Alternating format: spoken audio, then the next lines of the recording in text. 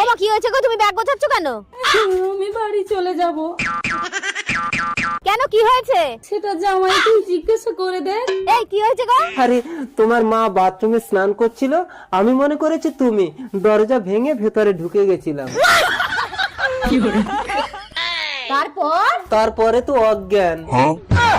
ওমা তুমি কাঁদছো কেন? ও তো অজ্ঞান হয়েছিল, কিচ্ছু দেখেনি। আরে মুখ পুরি জামাই অজ্ঞান হয়নি, আমি অজ্ঞান হয়ে গেছিলাম। তারপরে তো আমিও অজ্ঞান। তারপর জ্ঞান ফিরে জামাইয়ের বুকে কান পেতে শুনি জামাইয়ের ধুকধুকানি বন্ধ। তারপর তোর শীতের সিঁদুর বাঁচানোর জন্য জামাইয়ের মুখে মুখ দিয়ে দম দিতে হলো। खत्म। দম দাও, মুখে দম দাও।